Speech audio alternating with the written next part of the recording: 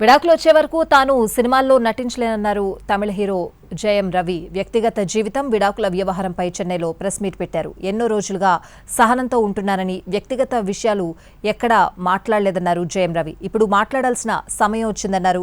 తన పిల్లలకు కూడా తనని దూరం చేశారని కన్నీరు పెట్టుకున్నారాయన.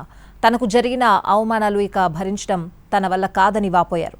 విడాకులు వస్తాయా రావా అనేది పక్కన పెడితే తనపై జరుగుతున్న ట్రోలింగ్ బాధేస్తోందన్నారు హీరో జయం రవి.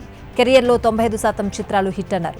ఎంతో కష్టపడి ఈ స్థాయికొచ్చానని, మహిళల హక్కుల కోసం ఎన్నో పోరాటాలు చేశానని చెప్పారు. అలాంటి తనపై ఎన్ని నిందలు వేస్తున్నారని ఆవేదన వ్యక్తం చేశారు. పిల్లలకు మంచి భవిష్యత్తు ఉండాలని లక్షలు పెట్టి వాళ్లను చదివించానని తెలిపారు. వాళ్లపై తనకు ప్రేమ లేదని రాసేస్తున్నారని, అవి ఎంత బాధిస్తాయో మీకేం తెలుసంటూ బాధపడ్డారాయన.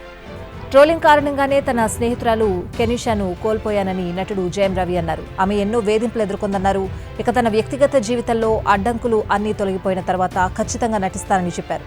దానికి ఎంత సమయం పడుతుందో తెలియదని, కానీ అంతా మంచే జరుగుతుందని ఆశాభావం వ్యక్తం చేశారు.